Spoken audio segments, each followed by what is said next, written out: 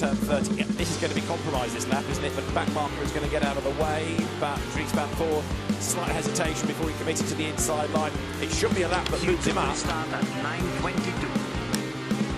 Forwards of the race director Alain Adom in the background. Q2 starts at 9:22. Dries van Voor up towards the timing line. 9th at the start of the lap, 9th at the end of it. Got away from him in the middle sector. Yeah, but I mean, it's very fractional. I mean, the times are so close amongst that top group of cars when there's a second covering the top 20. And Dries van Voor just lost a few tenths, not even tenths, hundreds of seconds, but it made no difference. He didn't improve. Rob Bell and the Jota McLaren in 8th position. That was a good run. We didn't see any of that car at all. So they're up to 8th position. Rob Bell will be happy with that. In fact, that is the leading McLaren amongst a strong field of McLaren with JP Motorsport and the Garage 59 crew. So the best lap time, 1 minute 44.721 from Alessandro Pierguidi. And Danny Rickshawauto gets ready now to take over the Acutis ASP Mercedes for Q2. But it's a good start to the day, at least for Arm Links. Brings the car into contention. Yesterday the car was rather anonymous, but so much of yesterday was spent with people on old tyres, saving the good rubber for today. And so many drivers that we heard from were talking about the need to look after the rubber during the course of the race, especially if today's as hot as the humidity is going to become. Yeah, I mean, the two sessions on Saturday were really more about going through, certainly in the second one, the pre-qualifying session, was certainly about going through the motions and not showing your hand and not using rubber, because track and ambient temperatures were very much higher than they were at this time yesterday morning when track conditions for ambient and track were much, much cooler. But still, we've not seen anybody yet match or exceed the time set by the number 2 Get Speed Mercedes, Maro Engel. Just a quick look at the order there at the end of Q1. Antonio Fuoco's car, but Alessandro Pierguidi at the wheel. The fastest from Red Bull Bortolotti's Lamborghini, so Ferrari, Lamborghini, Porsche, the top 3. Klaus Bachner ahead of the best Audi, Christopher Hauser, Maro Engel in the rest of the Mercedes AMG's 5th, then another Audi, Christopher Leaks 6th, ahead of Raffaele Marciello, McLaren 8th, Rob Bell, 9th, Dries van Voor, McLaren 10th, also Christian Klein ahead of Philip Eng for BMW. Now that car looking more competitive today than yesterday. Fred Verviche is 12th, ahead of Miguel Molina. The Silver Stars of the year, Jean-Baptiste Simonard, Benjamin Goetze, Thomas Neubauer, currently 14th thanks to JBS's lap. And a good effort by Nick Withofer for Emil Frey Racing, 15th for the Lamborghini. 16th fastest with Michael Kinderhoff ahead of Catherine Stevens. And then the first of the two driver entries, Ezekiel Paris Compact, is 18th ahead of Rahal Frey. 20th Janis Fitcher from Marius Zug. Ollie Milroy 22nd in the Gold Cup class, leading in the championship. McLaren ahead of Nicolas Bartley, Roussel. Baptiste Moulin next from Maldonado, Diego Manchaca from Sky Tempesta Racing 28th, Eddie Cheever from Dan Harper, and Sebastian Bode 30th. 31st is the VSR Lamborghini that Michele Beretta drove ahead of Faisal Al-Zubar in the Mercedes with top 3 qualifying. Giorgio Roma's Porsche 33rd ahead of Hugo Ballon from Red Alex Dowell.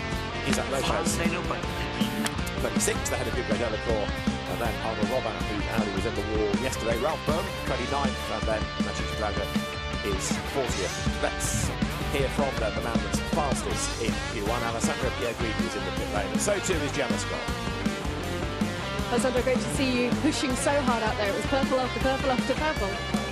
We will try. I try to help as much as I can Antonio to try to win this championship.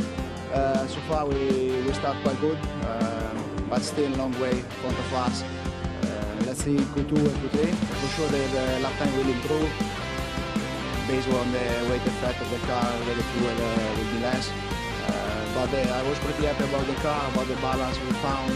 We know that in a cooler condition we are a bit quicker than our other manufacturer. But we will see.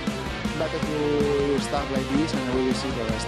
Absolutely, thank you very much. You're welcome, thank you. 700ths of a second all that splits the top 2. So tiny margin, which illustrates just how competitive it is. The magic second covers the top 20. The top 20 cars in Q1 covered by 0.997 of a second. Actually, normally we have got 30 cars covered by a second. But anyway, there we are. We've got Q2. Let's try harder. Let's try harder. We've got Q2 coming up. We'll see what happens now. And Alessandro Pierguidi sort of explaining a little bit because for the car, as you do, David, also cars are fueled up for Q1 and they don't refuel all the way through. That means whoever's in the car for Q3 will have the lightest time behind the wheel. And that's not going to be Alessandro Rivera, he's going to be in the car next. So for our links, they've started off strongly, and so has the CT3 Emil Frey Lamborghini. Both Italian brands could consolidate their provisional front row good positions. Now we are about a minute away from Q2 starting. So the drivers now are poised, mostly in the cars, but the tyres not yet on when the instruction is given. On will go the rubber, and then the car rocking down the fast lane. Drulgun already free. So saw back, but put him out of action for GT and the sprint cup round in Valencia. Behind him, so he's good to go. Confidence on Friday had walked into the paddock, so it's good to have a fine form for what should be a really good battle over the course of this final Fantech GT endurance race of the European season. Right, we are 20 seconds, or less in fact now, from the green lights going on. Temperature up to 16.4 degrees temperature. And are we going to have another calm start to the session, or is it going to be a little bit more urgent? Let's find out, because the green lights are now about to go, and so the session is live, and it's going to be the Sansalot number 26 Audi first down pit road. So, yep, we do have at least one taker. That's the lot for now. Yeah, and again, same scenario. By the time he comes round to complete his outlap, then many more cars will have filtered out on to the circuit and be trundling. Actually, they shouldn't really want to trundle around because the track temperature is still on the low side. You want to get that temperature as quickly as you can. The danger is if you push very hard on that outlap, you might take a tenth or two out of that brand new set of tyres. So it's balancing getting temperature into the tyre, but not using the tyre too aggressively, so that when you go onto your first blind lap, the tyre's in that sweet spot. Well, there's the Iron Dames Ferrari that is getting set to go. It should be Sarah Bovey to go next. Number 3, even further down the pit lane, at the Get Speed Mercedes team. Jeff Kingsley will go in that one, the Canadian driver. And one by one, cars attempted out onto the circuit. So we've had a minute and a bit already.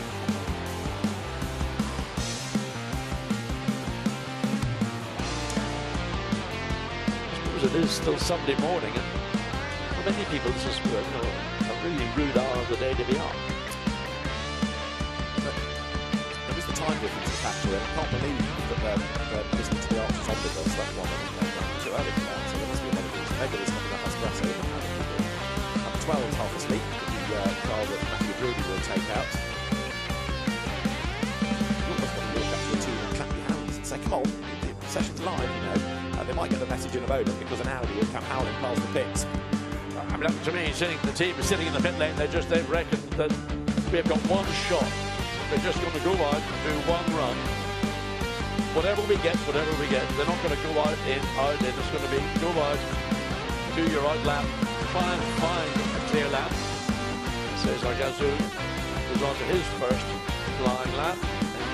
On his out lap, surprisingly, he's got a lot of purples and a few greens as well.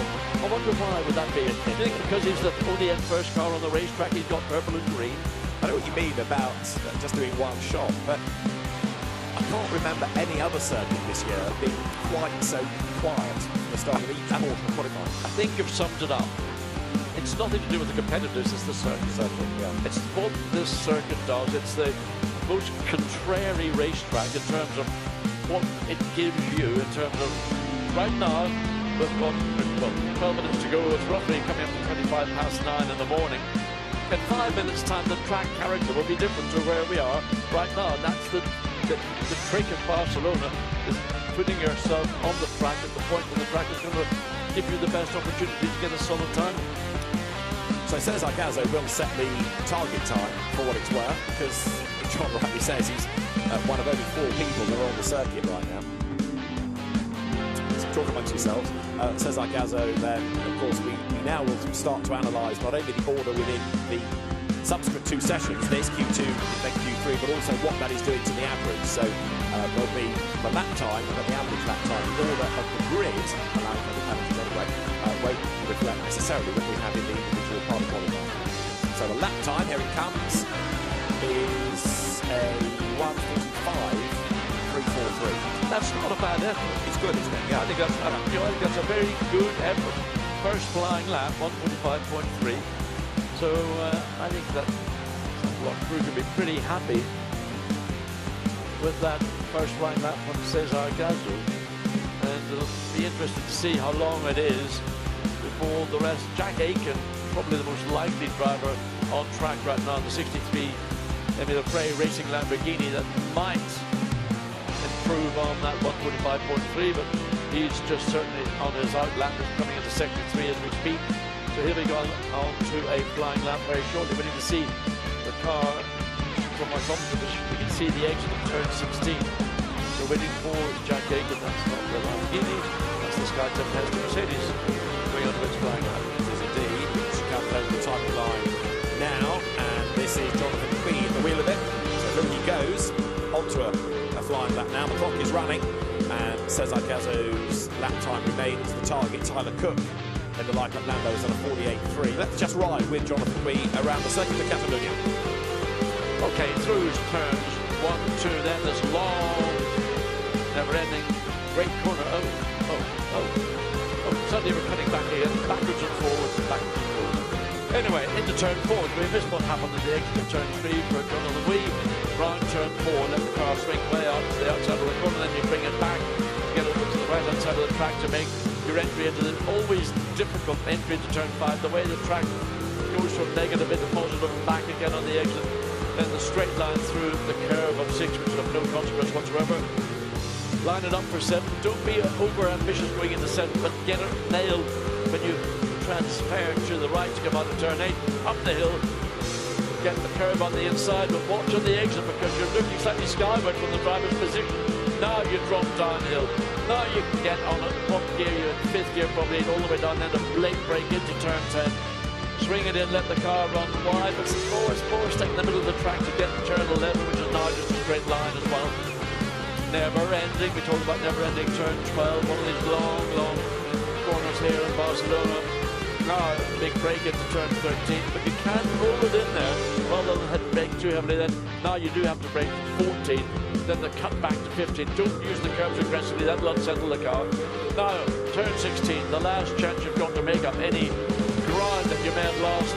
Waiting to see what Jonathan Wee, he's got green and green and green, goes 3rd quickest in the sector and the session so far.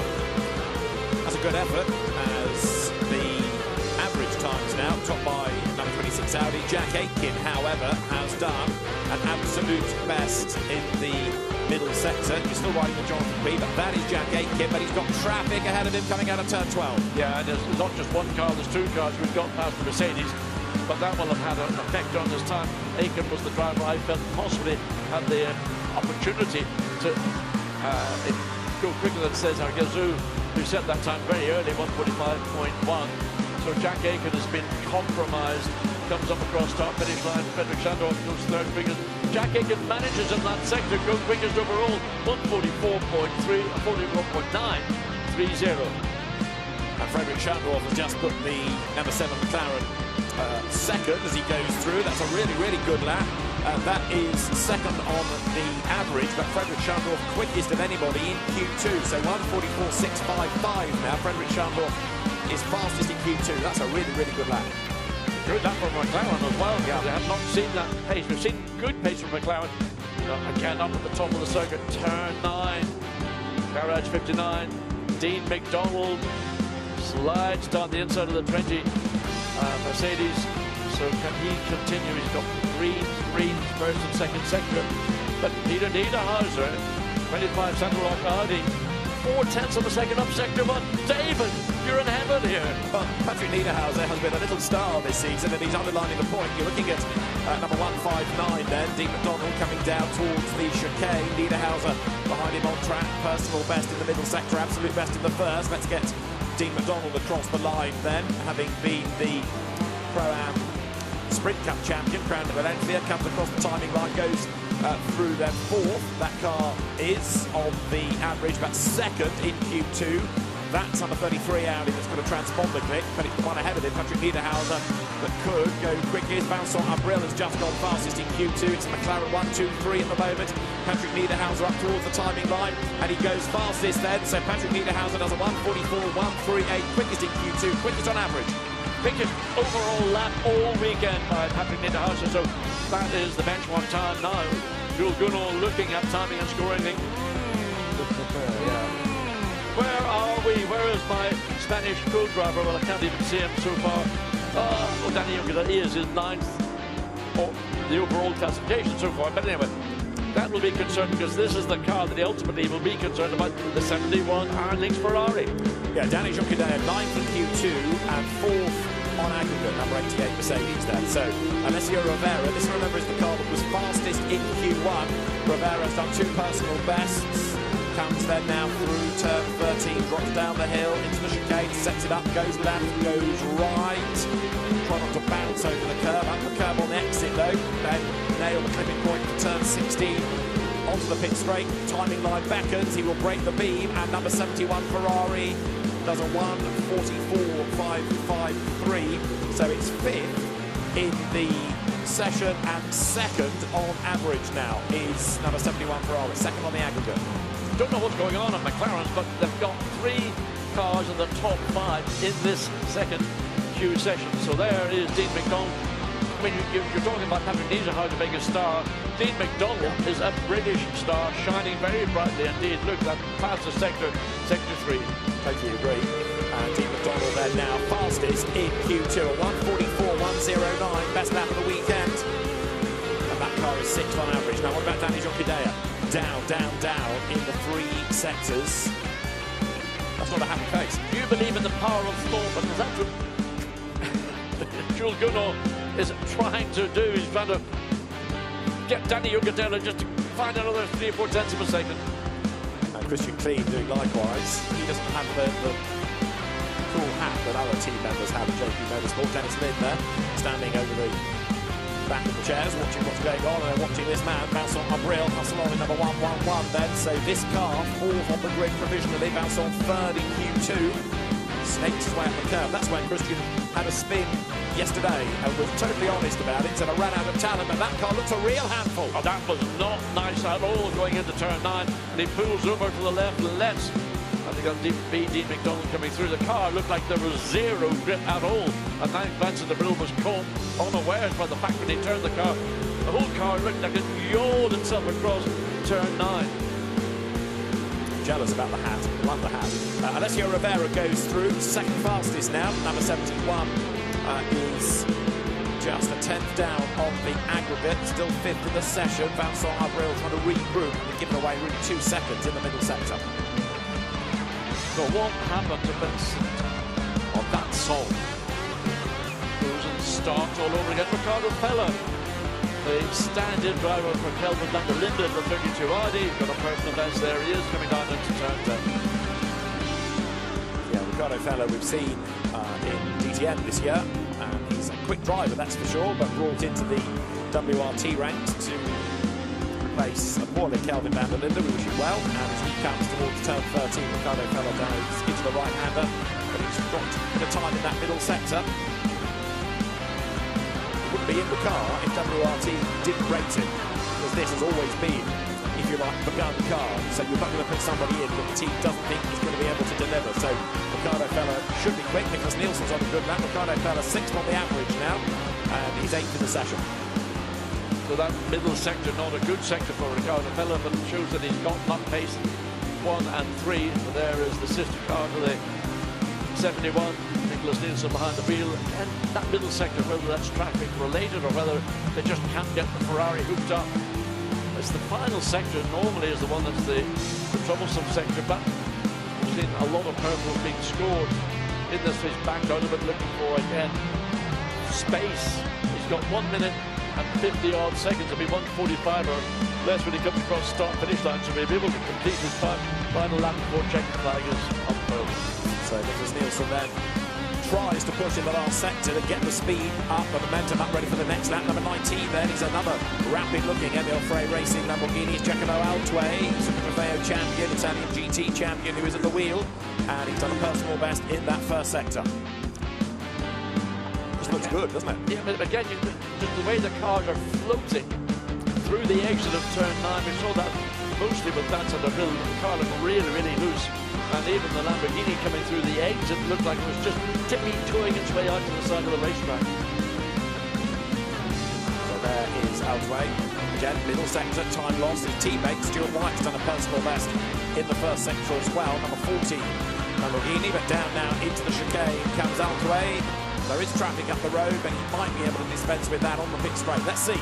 First up, we need to look at the lap time. So the time to beat in the session is a 1:44.109. The best average lap is a 44.5. And as Altway breaks the beam, it is a 1:45.134 then that sets. This is Stuart White.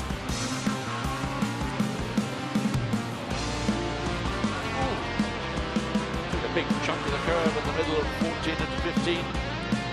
Again, that's not ideal in terms of composure of the car as it wants to find its way into that final turn. Ends up thinking. Another car well out of position is the number 2 Mercedes. Gets me. They were the quickest car Saturday morning's practice session, and they're now 14th in this session overall. 14th. So that's concerning for that car to be that far down when they were so strong yesterday. That's 6th on average, so it brings them back into the game. But in terms of the pure lap time, they are 0.8 of a second away from the top. At the moment, the magic second only includes on average 22 cars. Second flag is shown, so the session at an end. And Dean McDonald, the fastest in Q2, the fastest time of the weekend thus far. will start at 9:45. And that puts that 159 McLaren 8 behind. So, I mean, a stellar run. But equally, Patrick Niederhauser in the Audi was, what, 29 thousandths of a second off. It wasn't even the time it takes to blink. Matteo Drudi coming up to conclude his lap. The margin between Niederhauser second in Q2 and Vincent Abril third is only 4 thousandths of a second. And if you go further down, the margin between Nico Müller, Audi, Benjamin Goethe, WRT teammate, Audi, 1,000th of a second. So we're talking tiny, tiny margins here. Well, you're talking about literally, maybe, well, let's talk in the old measure, feet or inches coming across the start-finish line. So Matteo Drudi comes across the line. Well, there's Matteo Drudi and Ricardo Bello coming across the zone of village. Drudi concluding his lap through turn 12, so his personal best in first and second sectors. So what can this Audi, the car collection entrant? Interestingly, because this is his final lap and it's a quick one, and so many other people have bailed for the pit lane, the road actually around him is very clear. And so Matthew Drudi does have a good chance of being able to improve. The lap time then is a 1:45.4, the average is a 45.1. So actually, wasn't that sparkling around in the end. Jules Boulon is still having some attention to his sore back. That was sustained during the Hockenheim weekend, so the team trying to make sure that he's comfortable when he gets in the car. Yeah, I had a bit of treatment last night when I went back to the hotel, just in case it got a bit tense. You up in the commentary booth, we get a bit excited. So I wanted all my arms and neck and shoulders to be limber and all set to go. I'm delighted about that. By the way, you can get dressed now. It's the end of Q2, and we're getting closer then today what the grid is going to look like for the final round of the championship later on. So if you look at the combined times, this is the provisional order for the grid. Now bear in mind there might be grid drops for behavioural warning, point penalties or infractions in this as well. But right now, Christopher Mies and Patrick Niederhauser's efforts to put that car to the top ahead of Alessandro Piedguidi and Alessio Rivera. Then Marco Bortolotti and Jack Aikman's Lamborghini third. Christian Klein and Vincent Abril's McLaren fourth. Then it's Porsche, then it is Mercedes. Alessio Picariello ahead of Lucas Stoll. Ricardo Fellows efforts have just put number 32 to 7th. Dean McDonald quickest in Q2, 8th. With their damage on today at 9th, and Nico Müller 10th on the average. The Iron Dames fighting for the Gold Cup crown this weekend, 27th now on the average. And another car has got a long way back at the moment, 28th is the junior BMW that we've had thus far. Dan Harper drive along with Neil behind and Matt Tesser to go next. And outside the top 30. 31st currently is the Winwood Racing Mercedes that Jens Liebhauser and Lorenzo Ferrari have driven. And go further down and find the Sky Tempest Mercedes now after Ed Tudor, Jonathan Wee have driven it 38th. Barwell Lamborghini is 40th. James Dornan yet to go. And Alex Malikin and Aish Guben, another of the two driver entries, currently 47. 48 cars in total. And of those final few, it is the number 112 JP Motorsport McLaren 50 times. That has got a technical problem, we understand, so the team have been trying to get that ready to function properly. Norman Seaman should take it out. Fast lane is open. So is there going to be a bit more urgency as you look at Valentino Rossi being strapped into number 46 Audi? He was talking in a press conference on Friday about his future plans, saying they are definitely for the circuits, although he enjoys the bit of rallying he's done. He says the tarmac is my home, so he's committed to car racing, not rallying, and he's also said that he's looking to Le Mans 2024, but another season in this championship is the plan. Yeah, I think that's sensible. You know, you've spent a year learning the circuits, learning the car, learning the team, and then you want to sort of build on that in 23. So I would expect to see a further step forward. I mean, since the start of the season in Imola to where we are here this weekend in Barcelona, look at the time that Valentino is doing, and essentially he's probably picked up the best part of 3 seconds in certainly qualifying pace. And but because there's such a competitive field, it gets lost. That progress, you think, well, where is Valentino? He's still not at the front. We would like to see him at the front because that's where we've always seen him in his other motorsporting activities. And that's, again, something he touched on in this press conference, which is that he's pleased with his progress, but the frustration is finding that last tenth or two that the experts in the GT3 car would have done it for season after season after season go so well. And again, think that yes, he's come into GT3 racing at the highest level, but he's not had season after season of car racing like many of the others. He's done a bit of car racing now and again. I mean, to be unkind, you might call him a veteran, because how many years did he spend on motorcycles? I mean, Valentino's what, late 30s now, maybe early 40s. So he's not a hot rod coming out of junior single-seater formulas. He's a seasoned, mature competitor. And your natural instincts are not to be a high-risk taker. And equally, there's a massive amount of expectation. Everywhere we've been this year, the Rossi fan club has been huge. Even last night, leaving here at about 8 o'clock after the esports race, there were still fans in a queue by the WRT transporters, hoping to get a glimpse of an autograph in the darkness. But, you know, and they're here to watch him win as well. And there's an education process in a sense for the fans that have been brought across from MotoGP to GT racing. Why is Valentino winning with this? He wins in MotoGP. Well, this is a completely different art. You've got co-drivers, you've got balanced performance. There are all sorts of extra factors in GT racing that are so alien from MotoGP. I mean, the two disciplines are at opposite ends. I mean, just simply the braking capacity of a GT car probably is not dissimilar to that of a MotoGP motorbike. A MotoGP, whatever you want to call it, will do 200 miles an hour down the straight here in Barcelona, might even do more. Top speed we've seen for the GT3 cars about 278, 279.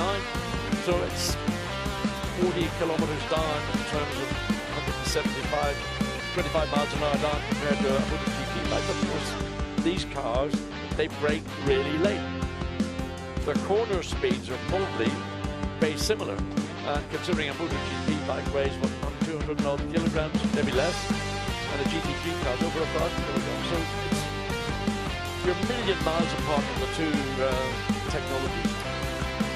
And as Valentino is also making points in MotoGP, it's down to you in this, it's down to you, your co-drivers, to of course the teams, and there are more external factors like safety cars, like full course yellows, like speeding in the pit lane, track limit abuses that can all go against you. Right, let's look at Q3 then, because that's going to start in about 5 seconds' time. And there are some nervous drivers watching their co-drivers now. Danny Ricciardo is done for the moment, and Jules Brunon strapped into number 88. And interestingly, there's a little bit more urgency about this, look, because instead of the green lights going on and barely anything happened, look, an actual stream of cars going onto the circuit. And there's green on green, dynamic Porsche. First and second line, and then Santa Rosa. Anyway, it's yeah, a little bit more activity. Brendan Nabib in his McLaren, having flown in overnight from a race in Atlanta. So let's wonder what he might do. Stepping into the car stone cold here in Barcelona. And he may have well used a simulator to do some practice laps prior to coming here, but he's got to relearn the circuit, got to understand what the car does on these tyres as opposed to the tyres he was doing racing on yesterday in North America. Antonio Broco biding his time before he goes out.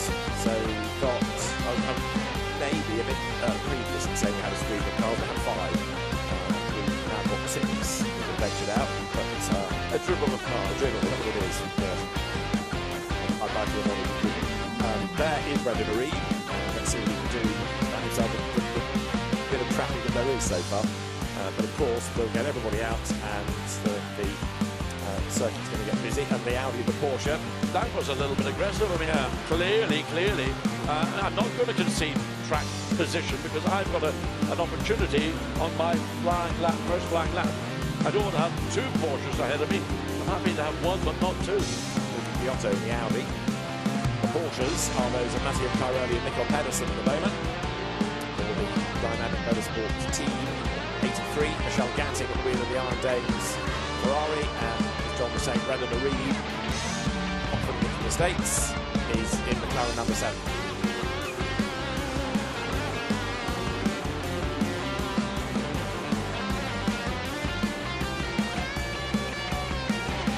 So there, looking Giotto, trying to get away now from Mikkel Pedersen in the Porsche, and we'll find out whether keeping track position so determinedly is going to be to good effect. Giotto should be quick, and as long as the traffic allows, then it should be a decent lap time for him. The best yet is that 1 minute 44.109 of Dean McDonald.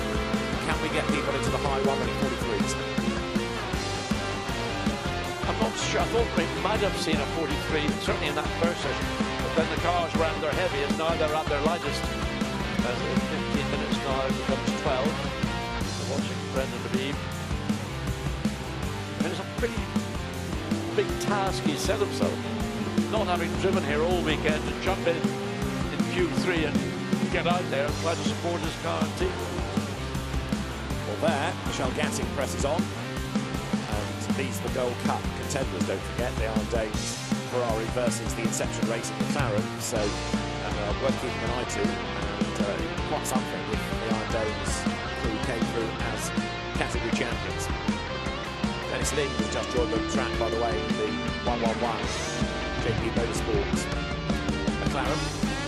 JP Motorsports Kuczynski's team. We're looking though at Michel Gatting coming in towards turn 13. And absolute best is Matteo Cairoli and Mikkel Pedersen. So Porsche's looking good in the sectors as here. We're about to see some lap times often up, partly by the Ferrari, but also by Audi and Porsche ahead on the road. Matteo Cairoli does a 1:44.4. Giotto a 1:44.9. And Michel Gatting goes through in a 1:45.2 in the 83 Iron Dames Ferrari. There she is, coming down into turn 1, lights flashing. She's looking to make another lap, having now just done her first flying lap. And there's another of the Lamborghinis, so hopefully that will step aside, and it does. So actually, no. Dennis Lind, what have you done, Dennis? Well, he's done the absolute best in the first sector. But he spoiled it slightly in turn 7 and 8. So Dennis Lind, British GT champion. Got my GT Series Asia champion as well. And the man that nowadays runs the Red Bull Esports program has jumped 7/10 of a second in that middle sector, and possibly now has had to abort this lap, and he's regrouping for the next one. Yeah, he backed out of it immediately. He overran in 7 and had to compromise through turn 8. He knew that that purple first sector was going to be a compromised middle sector, and that's what he's done. He's just backed out of it, saved the tyres, back to the Dynamic Motorsports Matteo Cairoli, currently 1:44.4 in this session, and personal best first and second sectors. So Matteo Cairoli comes up towards turn 13.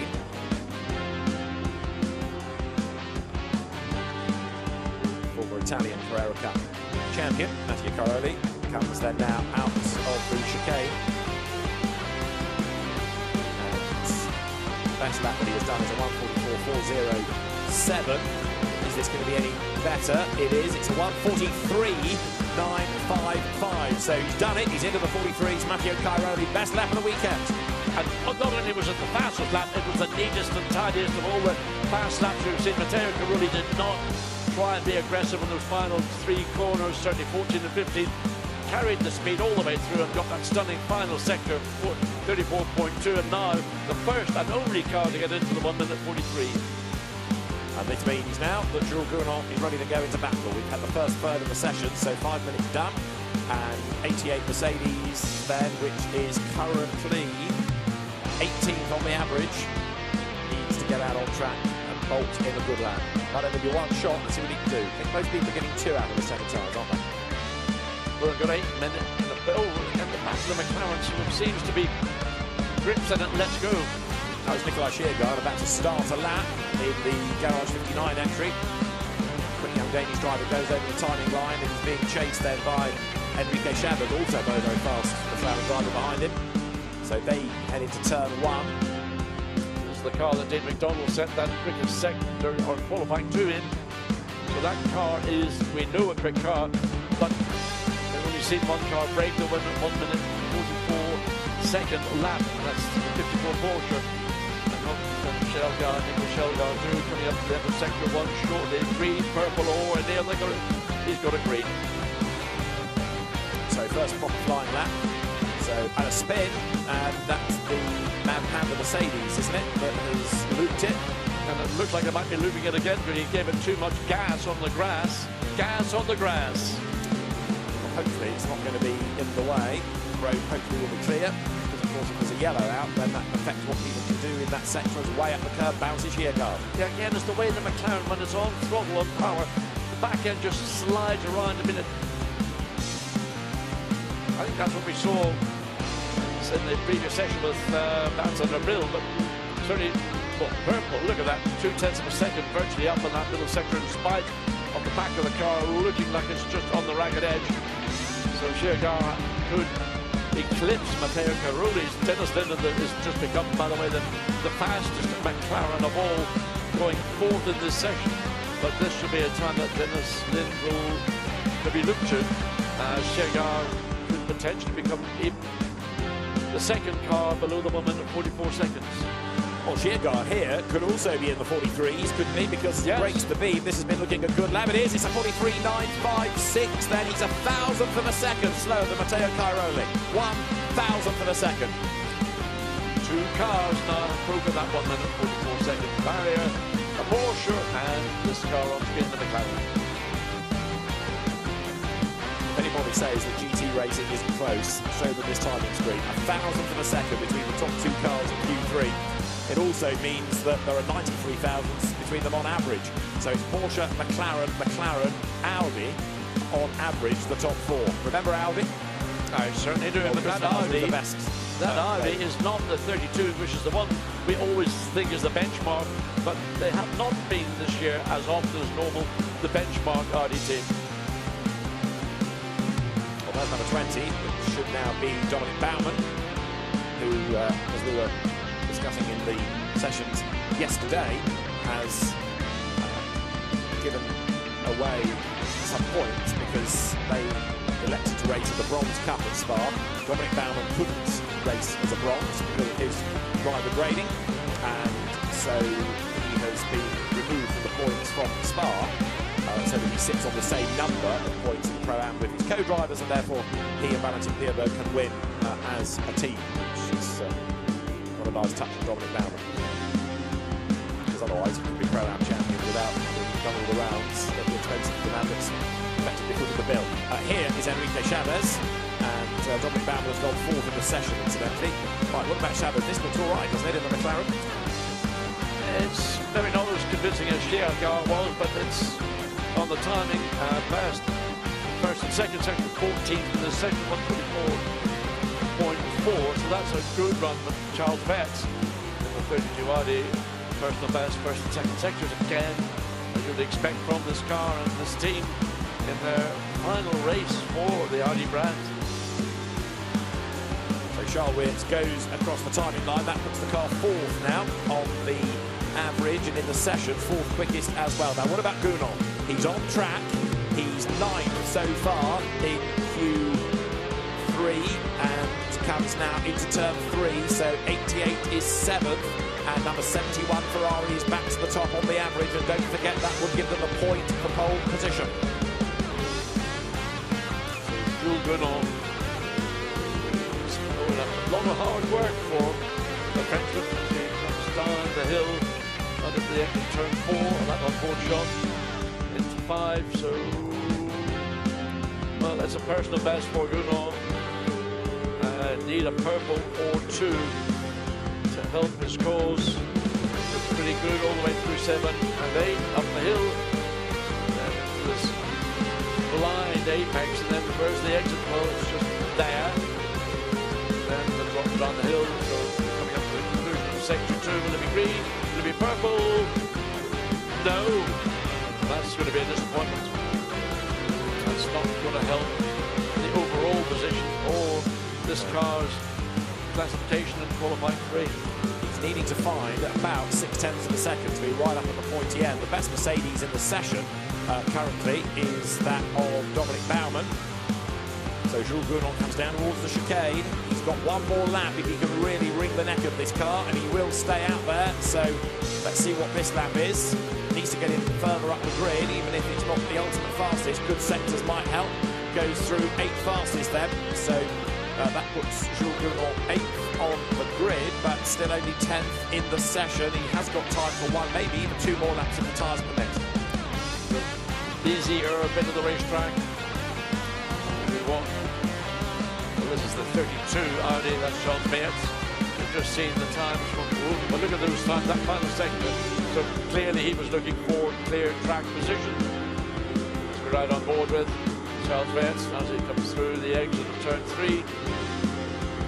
So the 32 Audi is overall on the second, provisionally on the second row. The good alongside the 66 attempt of Dennis Marshall. So again, look, sector 1 down over his previous best. So it's not coming together on the 88 so far in qualifying. It's not. And the frustration is that 71 Ferrari, the championship rival, is on pole position at the moment with 2 minutes of qualifying to go. So there are some worried faces in Jerome Polycon's ASP team, as here is Gounon again down in that middle sector. And I can't see anything magic happening before the end because he's getting slower and every lap is taking a bit more life out of that new set of tyres. So provisionally the car's going to be on row 4 and the championship rival on pole position. He should just back out of it, save the tyres, and then he will have 1 more lap when he comes across start finish line. I mean, it's all relevant. How much you back out of it is, I mean, it's 3/10 down in that middle sector. He thinks he's probably backed out by about 3 seconds. Now he's got 1 more lap to get a time that will drive the 88 Mercedes up into an overall qualifying position that will give him a chance, because this is the car that really is looking, forget about what you see on screen now, it's what he will do once he goes on to his final lap, and he's got he's got maybe 100 metres, 150 metres between himself and the car he's pursuing, which is one of the sister Ferraris they have close to him. I would imagine they would be helpful to Fuoco. Look how wide coming through turn 3 in the 88 Mercedes was. Well, he's gone quicker, but my fear is that for exceeding track limits he might not keep this lap. So we need to keep an eye now as to whether or not Jules Gounon is going to be in stride for that. He was certainly way wide, but the net result of that was that in the first sector, then he has gone faster by 1/10 of a second. Oh yes, was he ever wide? And improved in the first sector. That might get looked at. And he was actually wide much earlier in the exit of the corner than he ought to have normally been. So not an awful lot of left grip remaining for Gounon on this run down into turn 10. Checkered flag will be out in a few seconds. Down in the middle sector, he's lost time in the middle. So again, as the team watches on, So Jules Gounod trying everything that he possibly can up to the checker flag. And into turn 13, drops down towards the chicane. Is he going to complete the lap because he was down demonstrably so in that middle sector? No, he aborts it. So Jules Gounod comes into the pit lane, and the net result of his efforts are 12th in Q3 and 8th on the grid. And the car they're fighting against for the championship is on provisional pole position. Game on, isn't it? Yes, and disappointingly for the 88 crew, they're not the quickest Mercedes. That's the Dominic Baumann, number 20, and the SPS Motors. I don't know where it's gone wrong for Akuda's ASP here in qualifying. That's going to be a big fight they'll have on their hands, especially if Ferrari consolidate and be able to start from provisional pole, which looks like they're going to do.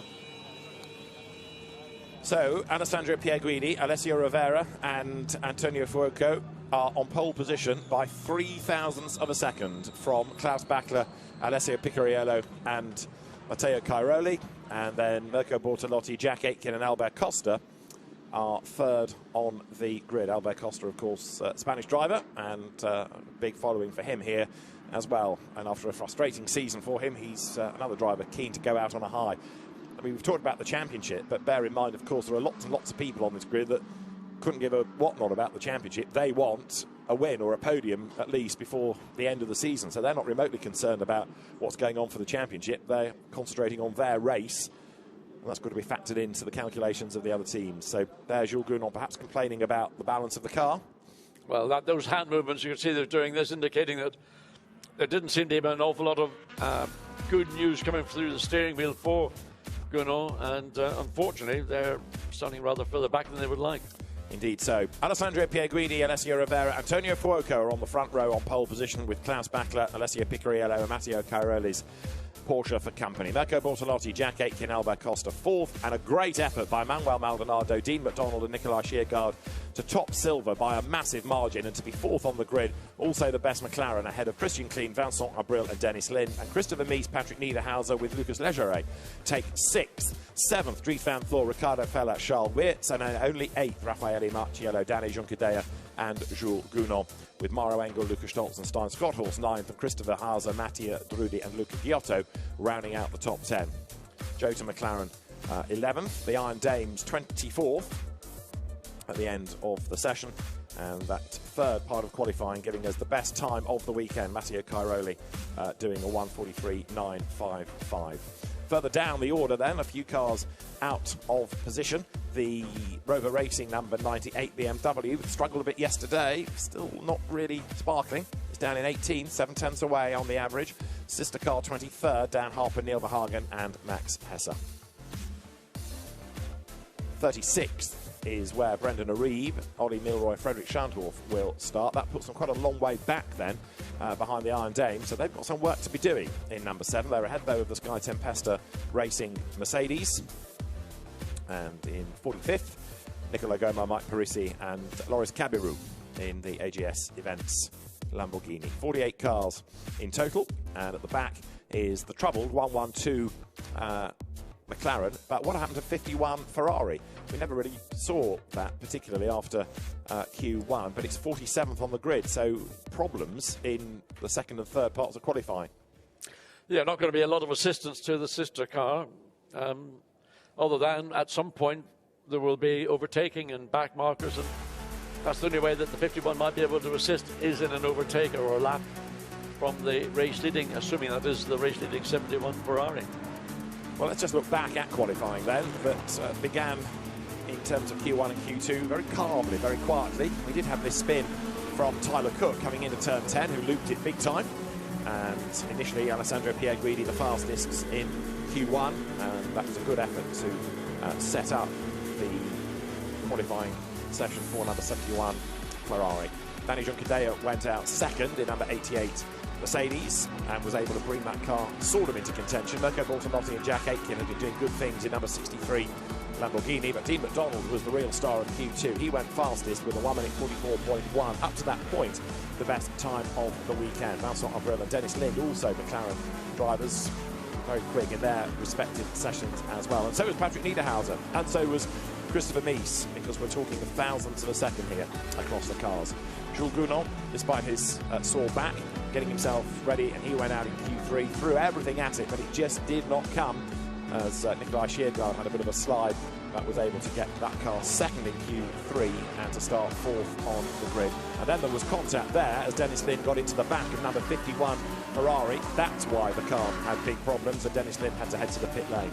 So, Championship Showdown coming up 3 o'clock local time. Join us for that if you can. But for now, from qualifying in Barcelona,